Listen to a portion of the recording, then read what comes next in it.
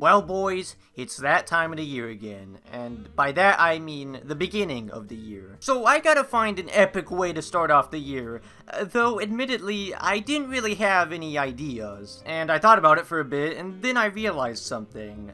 Maybe now is a better time than ever to start branching out my content some more. For a while, I had thought of doing videos dedicated solely to certain characters, or even entire species in video games, if they have anything interesting to note, of course. Now, as you can tell by the title of this video, it's not going to be super in-depth, and more so be for the funnies and a simple start. So, yeah, welcome to this new series. I don't know if it'll have a name, but it should be very cool regardless. Now, the real question is, what or who do I cover first? Well, I did eventually think of a good character to start with. However, he's a weird case because he has more influence outside of the game he's from rather than in the game. There's one candidate, one man, one legend that would be perfect to give our spotlight to for this first episode. And he literally only has 2 lines of dialogue.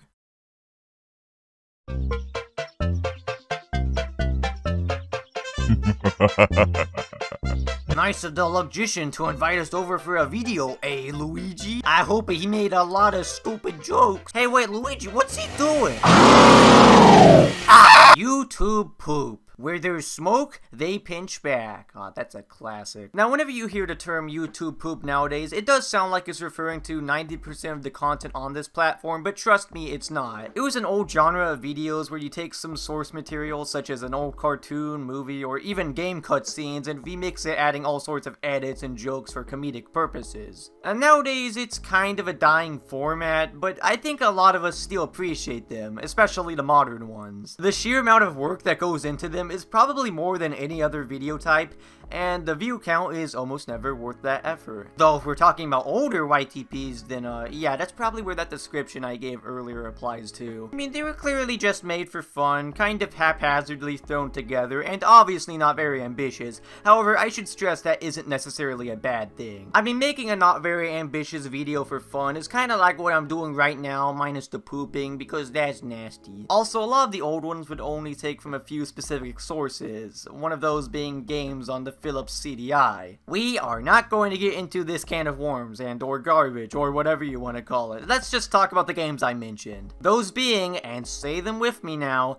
Hotel Mario, Zelda the Wand of Gamelon, and Link in the Faces of Evil. The whole console was a botched collaboration between Philips and Nintendo to make a CD-based console. And somehow in the middle of that, Philips got the rights to make a couple games using Nintendo's properties. Of course, there's more detail to it than that, but that's not what this video is focused on. Anyway, all of these games do a terrible job at representing their series, and they're infamous for their awkward gameplay and cutscenes with immense ironic value due to just how stupid they can be. I mean, you know what they say.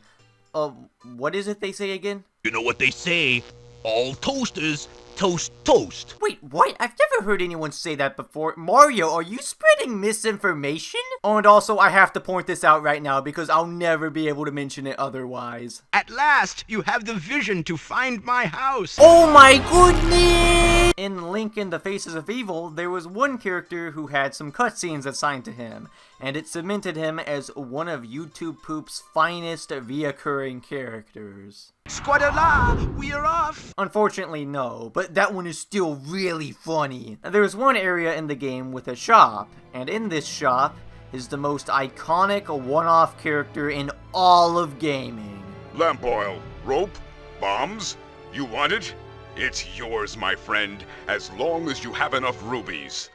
I am going to engrave that line on my forehead. He is in 2 cutscenes in total, one informing you on the various tools that he sells in his shop, and another essentially saying, get out, you're more poor than a YouTuber. Obviously, since his cutscenes have a whopping 15 seconds of runtime, he was bound to make it big. He's one of the big faces of YouTube Poop, and since his newfound relevancy, he's been in countless memes over, well, over a freaking decade at this point. You've seen him sing Scatman, break out into song, be a rap god, host Keck or Cringe, and even transcend reality itself and become a part of our universe. There is nothing that he can't do. This is Morshu, and he might just be one of the most long-standing memes of all time. All of the videos I mentioned, as well as several other ones involving him, have release dates spanning quite the long time span.